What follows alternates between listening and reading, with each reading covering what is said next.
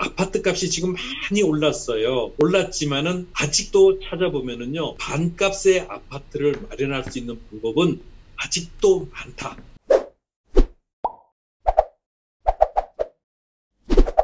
양 대표님을 모시고서 오늘 얘기를 한번 들어보도록 하겠습니다. 안녕하세요. 지금 화면에 나와 계시죠? 네, 반갑습니다. 네, 잘 보입니다. 네. 이번에 공공재개발이라고 정부에서 발표를 했었습니다. 네, 발표했죠. 예, 그래서 제가 이게 무엇인가 해가지고 딱 얘기를 보는 순간 제가 대표님이 딱 떠올랐습니다. 예, 고맙습니다. 그래서 이제 대표님께 이렇게 궁금한 거를 제가 이제 여쭤보고, 자, 그 대표님, 그 공공재개발이라는 게 그럼 뭔가요, 도대체? 이거를 뭐라고 정의할 수 있나요? 네, 이 공공재개발은 쉽게 말하면은요, 이 공기업이 사업 주체가 되어서 현재 재개발조합과 같이 사업을 하거나 아니면 공공이 단독으로 사업을 진행하는 것. 이제 공공이 그럼 뭐냐, 공기업이 우리가 익히 알고 있는 SH공사, LH공사, 경기도시개발공사 이런 그 아파트를 짓는 그 공기업이 있지 않습니까? 이런 기업이 재개발조합과 함께 내지는 중심이 되어서 개발을 하는 겁니다. 이렇게 하게 되면은 이 공공의 사업성이 진행이 되면서 사업 속도가 빨라지고 또 주택 공급을 이제 도심에 많이 이제 공급하고자 하는데 그 중심에 축이 있습니다. 그러면 이제 자료를 보다 보니까요, 이게 동의율도 뭐 3분의 2면은 진행할 수 있다 이런 말이 있더라고요. 공기업이 되면은 좋은 점이 그거죠. 이 공기업이 재개발조합과 공동으로 사업하지 않고 공기업이 중심이 돼서 사업이 된다고 하면은 이제 동의율 자체도 낮아집니다. 3분의 2로. 지금 현재 조합 설립 인가를 받기 위해서는 재개발조합 혼자 내지는 공기업과 공동사업을 하게 되면은 조합 설립 때 동의율이 4분의 3 이상입니다. 그런데 단독을 하면 3분의 2 이상, 토지 면적의 2분의 1 이상, 이 두 가지 요건을 충족하게 되면은 조합 설립 인가가. 그러니까 동의율이 좀 낮아도 진행할 수 있다 이런 얘기가 되는 거군요. 그렇습니다. 재개발 조합을 이제 사업에 투자를 해보신 분은 잘 알고 있겠지만은 동의율 1% 올리는 것이 정말 전쟁과 같은 그렇죠. 싸움이고, 근데 요것이 예를 들면은 3분의 2면 67%, 4분의 3이면 75%. 그렇죠. 이렇게 보면은 자그마치 8% 차이가 납니다. 하늘과 땅 차이인데요? 상당한 차이이기 때문에 사업성이 훨씬 빨라지는 장점이 있습니다. 그럼 이게 그 공공재개발의 그 의미가 그렇다면, 자, 그러면 대표님, 이렇게 공공재개발구역으로 지정이 돼서 진행을 하면 인센티브가 있나요? 어떻게 되나요, 인센티브는? 바로 그 인센티브 때문에 요번에 그 1차로 20곳 정도로 선정하려고 했는데 70곳이 정말 신청을 할 만큼 상당히 인기가 있었죠. 네 가지로 크게 나눌 수가 있겠습니다. 첫 번째, 도시 규제 완화를 해줄게. 두 번째가 바로 사업성 떨어지지? 너 그러면 사업성 보장해 줄게. 세 번째, 너 돈 없잖아. 그러면 돈 사업비 지원해 줄게. 네 번째, 재개발 오래 걸리지? 근데 이제 빨리 사업할 수 있도록 단축해 줄게. 이겁니다. 이게 재개발은 항상 시간과의 싸움이잖아요. 일단 한번 들어가면 세워라 내워라 언제 될지 모르는데 그게 가장 큰 메리트인데요. 빨리 해줄게. 그렇습니다. 그게 이제 10년 걸리던 거, 평균 8년 6개월에서 10년이 걸리던 재개발 사업이 그 절반인 5년 정도로 단축이 되기 때문에 획기적으로 줄어드는. 시간은 곧 돈이라고 했는데요. 여기서 딱 그 말이 나오는데요. 시간은 곧 돈이다. 자, 그럼 이렇게 됨으로 해서 기대되는 효과는 뭐가 있을까요? 이 첫 번째가 도시 규제 완화인데, 이 도시 규제 완화에 용적률 상향이 있습니다. 예를 들면은 서울 지역에서 2종 일반 주거 지역이 현재 200%인데요. 국토의 계획 및 이용에 관한 법에 근거하면은 250%입니다. 여기에다 120%까지 용적률 완화를 해줘요. 그러면 2종 일반 주거 지역에서 300%까지 지을 수 있고요. 3종 일반 주거 지역에서는 360%까지 지을 수 있어요. 현재는 투자 대상이 빌라지만은 앞으로 공공재개발이 진행될 때는 전부 아파트로 바뀌거든요. 이 아파트를 지을 때는 층수를 얼마나 높이 짓느냐, 또 용적률을 얼마나 주느냐에 따라서 사업성이 좌지우지됩니다. 그래서 그 사업성을 획기적으로 개선을 해주는데, 그리고 두 번째는 이제 사업성 보장이 되는 것이죠. 네네. 이 공공시행되는 관리처분 당시에 조합원 분담금을 이제 보통 보면은 금융에서 이제 차입하게 되는데 이것을 보장하고 또 분양가 상한제 적용을 제외합니다. 분양가 상한제를 제외하기 때문에 상당히 메리트가 있는 것이고요. 그렇죠. 세 번째는 큰데요, 아주 그거. 세 번째가 바로 사업비 지원입니다. 재개발 조합들이 보통 이제 돈이 없어서 일반적으로 그 시공사, 건설회사로부터 이제 금융 지원을 받게 되는데 이 사업비 지원을 받게 되면서 금융사로부터 자유로워지죠. 그렇죠. 금융사로부터 자유로워지니까 건축비가 낮아지고 시공 단가가 떨어지게 되니까 조합의 사업이 개선이 되고 또 그것이 조합원들에게 이제 그 혜택으로 주어지게 되고요. 또 이주비 같은 경우도 보통 보면은 보증금의 70%까지 이제 지원을 해주게 되니까 네 번째가 가장 좋은 방법이죠. 네. 바로 아까 대표님께서 말씀하셨듯이 신속한 인허가. 그래서 이 정비 계획을 8년, 10년 걸리던 것을 5년으로 획기적으로 단축시켜주기 때문에 요거는 뭐냐면 이제 심의 그 기관들을 통합 심의를 하기 때문에 기간이 절반으로 단축되게 가장 큰 혜택이죠. 가장 큰 혜택이 진짜 이 인허가 뭐든지 인허가에서 막히잖아요. 그러니까 인허가라는 게 왜 되는 것도 안 되게 할 수 있잖아요. 그렇습니다. 될 것도 안 되고 되는 것도 되게 하는 것이 인허가. 그러게 말입니다. 근데 이번에는 안 되는 걸 되게 해주겠다 뭐 이런 얘기네요. 대표님 그러면 이제 기존 재개발과의 차이점은 어떤 차이가 나는 건가요? 이 공공재개발하고? 이제 가장 큰 대표적인 이유가 네. 임차인들에 대한 지원이 이제 강화가 된다는 것이죠. 임차인들이 예를 들면 전세 보증금을 놓고 이제 임대 아파트에 이제 거주를 하게 되면 이 임대 아파트의 가격대가 이제 높아지게 되겠죠. 그럼 그것을 주식으로 이제 전환을 해가지고 그 임차인한테 줍니다. 그럼 임차인은 전세 보증금이 거기 들어가 있으니까요. 이렇게 되면은 이제 내 집 마련 준비 기간이 이제 주어지게 되죠. 예를 들면 8년까지는 내가 자유롭게 살 수가 있습니다. 그럼 그 기간이 지났을 때 전세 계약이 종료가 돼요.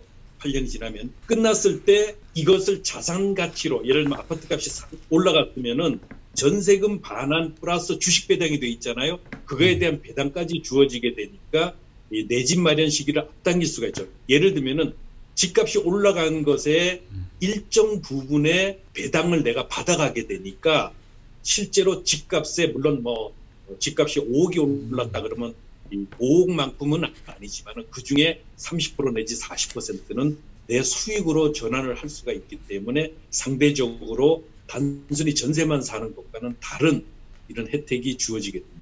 이건 좀 획기적인 얘기인데요. 그러니까 임차인 입장에서 그냥 전세를 사는 게 아니라 전세를 살아주는 게 그 집에 대한 일종의 투자까지 경한 거네요. 아, 임차인 입장에서는 좋은데 그럼 한편으로는 이거를 조합원 입장에서는요. 수익형 전세를 놓는 거를 어떻게 생각할까 모르겠습니다. 조합원들 입장에서는. 조합원들은 상관이 없습니다. 왜 상관이 없냐 하면 실제로 용적률 상향과 용적률 인센티브에 의해서 상향된 것의 50%는 공기업에 기부 체납을 하게 되지 않습니까? 그러면 그 기부 체납한 것에 바로 배당을 받게 되기 때문에 조합원들과는 상관이 없고 조합원들도 무슨 말씀인지 알겠습니다. 그러니까 이게 조합원들 거 가지고 그렇게 하겠다는 얘기가 아니라 기부 체납 받은 걸 가지고 하겠다는 얘기군요. 공기업이 보유한 아파트의 세대 수를 가지고 평가를 하기 때문에 서로에게 혜택이 있습니다. 좋은 아이디어인데요, 이거? 좋은 정책이죠. 그러게요. 제가 보기에도 아이디어가 좋고 정책이 좋습니다. 그러니까 용적률을 항상 상향시켜주고 상향된 만큼 더 지을 텐데 더 지은 것 중에 반반 나눠서 반은 조합원 주고 반은 그냥 공공이 가져가서 이렇게 수익형 전세로 가겠다. 이런 아이디어군요. 네, 맞습니다. 제가 제대로 이해했나요? 바로 이해하는군요. 네. 제대로 이해했군요. 네. 자, 대표님 그러면 집값이 올랐을 때는 되게 좋은 아이디어인데 혹시나 만에 하나 집값이 떨어지면 그럼 임차인은 전세금을 손해보는 건가요? 아니죠. 주식이잖아. 주식이니까 난 배당 안 받으면 되잖아. 아하. 즉 공기업은 그 책임을 공기업이 다 지게 되는 것이지 현재 임차인은 전혀 손해가 없습니다. 그러니까 괜찮은 제도. 괜찮은 제도긴 한데 공기업 입장에서는 이거 수익 관리를 잘해야겠는데요? 아무래도 그런 건 부담감으로 작용할 수 있죠. 그러겠습니다. 예. 이거 하여간 여러 가지 면에서 괜찮은 아이디어고 정책으로서 지금 이건 좀 기대가 됩니다. 이쪽 공공재개발이 잘 진행됐으면 좋겠는데 그럼 지금 현재 공공재개발이 구역이 어떻게 있는 겁니까? 지금 뭐 발표는 났는데 어디든지 모르겠네요. 이제 먼저 그 공공재개발에 대한 그 발표를 하면서요. 네네. 처음에는 20곳 정도를 이제 선정한다고 했습니다. 한데 70곳 정도가 이제 신청을 하게 됐죠. 아, 신청을 70군데나 했군요. 예, 70곳이나 했는데 1월 15일 날 이제 공공재개발 시범지구로 8곳을 선정했어요. 8곳이 이제 대표적인 예가 동작구의 흑석 2구역, 영등포구의 양평 13구역, 14구역, 동대문구의 용두 1-6구역, 그리고 동대문구의 신설 1구역, 관악구의 봉천 13구역, 종로구의 신문로 2-12구역, 강북구의 강북 5구역 이렇게 8곳입니다. 여기 총 이제 세대 수는요. 기존의 1704세대인데 예상 가구 수는 이제 4763가구로 추가 공급이 되는 새로 늘어나는 재개발을 통해서 늘어나는 공급 세대 수가 3059세대 정도로 예상을 하고 있습니다. 아, 지금 보니까 이 자료를 보니까요. 단연 네. 흑석 2지구가 제일 좋은데요? 현재 그 흑석 2구역 같은 경우가 가장 좋은 곳인데요. 네. 단순히 그 이제 구역으로 볼 때는 흑석 2구역이 좋지만은 네네. 평면적으로 해서 토지당 단가가 거의 비슷하다고 하면은 네. 투자점이 좀 달라질 수 있습니다. 아, 왜냐하면 네네. 용적률을 얼마나 주느냐, 바로 용적률을 많이 주는 것이 상대적으로 용적률. 유리하기 때문에 네네. 바로 거기가 좀 다릅니다. 네. 용적률로 보니까 뭐 800, 900 이런 데가 있네요. 700도 있고. 그렇죠. 그러니까 흑석 2구역이 450인데 예를 들면 종로구 신문로 2-22는 900%고요. 와. 용두 1-6은 700%고 강북 5구역은 800%입니다. 그러면 여기서 평면적으로 볼 때는 이제 종로구의 신문로 2-12구역이 가장 좋죠. 가장 좋은데 이것은 이제 단순 비교고 토지값이 같다는 전제하고 그리고 주변의 아파트 시세가 같다는 전제가 될 때는 그렇지만은 네. 실질적으로 8군데 중에 주변 아파트 시세가 가장 비싼 곳은 흑석 2구역입니다. 흑석 뉴타운이기 때문에 뉴타운을 놓고 볼 때 가중치를 고려해 본다고 하면은 저는 흑석 2구역도 좋지만은 용두 1-6구역도 매우 좋다고 볼 수 있습니다. 아, 동대문구에 있는 용두 1구역, 1-6구역. 예, 여기랑 이제 흑석 2구역이 가장 좋다고 보시면 됩니다. 그게 지금 대표님 말씀하시는 거 제가 이해한 바를 다시 말씀드리면, 주변에 아파트 값이 그만큼 비싸다 이 말씀이신 거죠? 네, 맞습니다. 그러니까 새로 지었을 때 기대 가치가 높다. 주변의 아파트가 현재 높은 것도 이유이고요. 네. 두 번째는 앞으로 주변의 아파트 값이 높아질 수 있는 곳. 그래서 미래 가치를 가중치로 플러스했을 때 이제 말씀을 드리는 이유입니다. 그래서 이제 저희가 뉴스를 보면은 흑석구역이 난리 났다는 얘기가 이제 그런 것들도 본 게 있군요. 근데 대표님이 보시기에는 지금 용두 1-6구역도 만만치 않게 좋다 이런 말씀이시네요. 네, 맞습니다. 자, 그러면 대표님, 이 공공재개발로 지정이 돼서 이렇게 이제 진행을 하면 그 향후 절차라든가 뭐 스케줄표가 나와 있나요? 예, 이제 올해 안에 이제 전부 이제 공공재개발에 이제 최소한 구역 지정을 받도록 이제 하려고 하는데요. 먼저 후보지 선정이 이제 돼서 발표가 했잖아요. 네네. 그러면 주민설명회가 이제 2, 3월에 있을 것이고요. 그리고 이제 4, 5월에는 이제 주민설명회가 끝나면 업무 협약 체결을 하게 됩니다. 그리고 나서 6월경에 정비 계획을 수립을 하고요. 이제 연말까지 이제 정비 구역을 지정을 할 그런 계획인데, 그러면 이게 얼마나 빠른가? 되게 빠르네요. 일반 초스피드입니다. 이게 지금 일반적으로 구역 지정이 나기까지 보통 3년 정도의 시간이 걸리는데 정말 1년이 안 걸릴 만큼 굉장히 짧아지니까 정말 말대로 10년 걸리든 거 5년도 채 걸리지 않을 수 있습니다. 아니 그러면 이제 이렇게 진행이 될 건데, 한 예를 들어서 대표님께서 예를 들어서 뭐 수익 분석이랄까 아니면 투자 가치 분석이랄까 이런 걸 좀 해주실 수 있나요?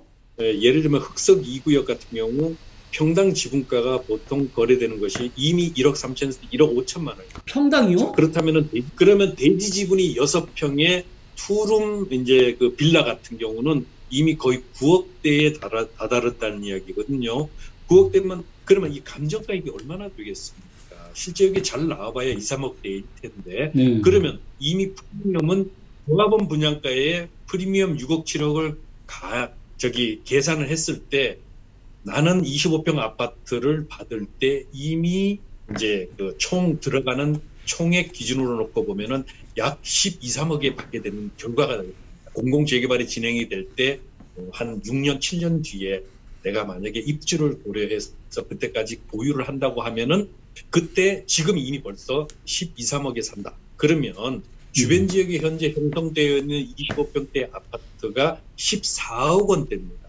그렇기 때문에 실질적으로 불과 2, 3억 가치를 보고 들어가게 되는 결과가 되기 때문에 좋은 투자는 아니죠. 보다는요, 저는 개인적으로 투자를 중심으로 한다고 하면은 8곳 중에 이제 다른 곳도 한번 눈여겨보실 필요가 있다라고 말씀드릴 수 있겠습니다. 아니 그래서요, 제가 좀 말씀을 듣다 보니까 이미 이렇게 세간의 주목을 받고 있기 때문에 피도 많이 붙어버린 것 같고요. 그러다 보니까 여기에 들어가는 거는 지금으로서는 좀 무리가 따르겠구나, 또는 생각보다 수익이 많지 않겠구나, 이제 이런 느낌이거든요. 그렇죠. 그렇기 때문에 이제 앞으로 공공재개발이 발표가 되는 2, 3월에 또 2차 이제 지역이 선임이 이제 선정이 될 것이고요. 그 후에 3차, 4차 계속적으로 공공재개발 이제 사업지가 선정이 될 것입니다. 이렇기 때문에 굳이 지금 8곳에만 얽매여 가지고 투자 못해서 안달하지 마시고요. 앞으로 선정될 그런 지역들을 내가 좀 더 발품을 팔아가면서 현장 답사를 통해서 또 임장 활동을 통해서 그런 지역에 내가 선투자를 해나가는 이런 방법들이. 그러면 대표님, 현재 우리 공공재개발 신청한 지구가 한 70개 된다고 하셨잖아요. 네, 맞습니다. 주로 여기서 선정이 되는 건가요? 이 70개 중에서? 70개 중에서도 할 수도 있고요. 그 다음에 아직 공공재개발 준비를 하는 것도 있고요. 그리고 또 꼭 공공재개발이 아니면 어떻습니까? 정상적으로 재개발이 진행이 되고 한다고 하면은 이런 지역도 예를 들면은 가격이 저평가된 지역이 있고 미래의 그런 미래 가치가 아주 뛰어난 그런 지역이 있다고 하면은 그런 지역이 바로 투자처가 되지 않겠습니까? 그러면 현재 제가 이제 말씀드리고 싶은 것은 아파트 값이 지금 많이 올랐어요.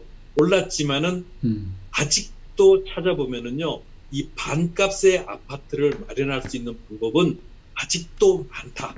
대표님 말씀하시는 반값의 아파트를 장만한다는 말씀은 아파트는 아니지만 앞으로 아파트가 될 것 같은 동네에 현 아파트 값보다 반값에 들어갈 방법이 있다라고 이해하면 되나요, 지금? 예, 정확한 답입니다. 자, 그러면 대표님 보시기에 이제 거의 이제 마무리가 될 것 같은데요. 어디를 그러니까 어떤 관점을 갖고 그런 동네를 찾으면 될까요? 예, 무엇보다도 이제 큰 돈 들이면 안 되죠. 왜냐하면 장기 투자가 되니까요. 이런 지역 같은 경우일수록 소액으로 투자를 하셔야 됩니다. 그래서 투자 금액을 최소화해서 중장기적으로 보유하면은 반값의 아파트 충분히 마련할 수 있는 지역 많습니다. 그리고 특히 지금의 모습을 보지 마시고요. 앞으로 변화가 많이 오는 곳, 즉 미래 가치가 높은 지역에 투자하면은 반값 아파트 충분히 마련할 수 있습니다. 이제 상상력을 자꾸만 발휘해봐야겠군요. 그러니까 이제 현재 공공재개발이 앞으로 1차 말고도 2차, 3차 발표가 있을 거고, 내가 투자해놓은 동네에서 2차, 3차 선정되면 좋고, 또 그게 아니라 하더라도 충분히 그 재개발만큼 효과 있는, 또는 그냥 예를 들면 민간 재개발, 또는 전에 대표님 말씀하셨던 그 가로주택 정비사업, 이런 식으로 우리가 찾을 거는 많다, 이 말씀이시네요. 네, 거기에 또 하나 힌트를 드리자고 하면은, 네, 힌트. 좋아요. 힌트 좋습니다. 가로주택 정비 사업이 있죠. 네. 그다음에 오늘 이렇게 지금 대담하는 공공재개발이 있죠. 이거보다도 파워가 아주 큰 네. 그런 사업가 또 있습니다. 뭘까요, 이게? 역세권 개발. 역세권 개발이 현재 국토교통부 장관이 새로 부임하면서 가장 관심을 갖고 있는 분야이기도 하고요. 또 이 역세권 개발은 그냥 우리가 공공재개발 같은 경우는 아까 보셨듯이 이 2종 일반 주거지역의 용적률 상향이잖아요. 역세권 개발은 2종 일반 주거지역이 뭐가 된다? 준주거가 되거나 준주거를 뛰어넘어서 상업지역까지 될 수 있어요. 그렇게 되면 어떻게 됩니까? 용적률이 500%, 800%, 1000%까지도 늘어날 수 있어요. 그 중에 절반을 기부 체납할지라도 엄청난 혜택을 받게 되기 때문에 용적률의 획기적인 가치를 증대시켜요. 그래서 역세권 개발은 더 대박이 될 수 있는 그런 가치를 가지고 있습니다. 앞으로 제가 좀 대표님 말씀을 듣다 보니까요, 문득 떠오르는 생각인데, 임장을 해야겠습니다. 대표님이랑 저랑 한번 같이 그런 데를 쭉 훑어봐야겠는데요? 예, 언제든지 환영하고요. 가능하실까요, 시간이? 네. 대표님 같으면 저는 언제든지 시간을 비워서 최우선 순위로 이제 함께 하도록 하겠습니다. 자, 저희 회원분들 들으셨죠? 제가 우리 양 대표님을 모시고 한번 이쪽 관점으로 한번 제가 쭉 찾아보겠습니다. 그리고 나중에 정보를 좀 나눠드릴게요. 대표님 오늘 이렇게 귀한 시간 내주셔가지고요. 저희가 이 공공재개발에 대해서 한번 정리한 시간을 가져봤습니다. 감사 말씀을 드리고요. 요즘 시국에 맞게 이렇게 온라인으로 비대면으로 이제 저희랑 이렇게 인터뷰를 요청을 드렸는데요. 다음엔 스튜디오로 모셔가지고요. 저희 요 아지트로 모셔가지고 좀 편안하고 재밌게. 네, 감사합니다. 예, 오늘 저녁 시간이네요. 저녁 맛있게 드시고요. 다음에는 꼭 스튜디오에서 뵙도록 감사합니다. 네, 안녕히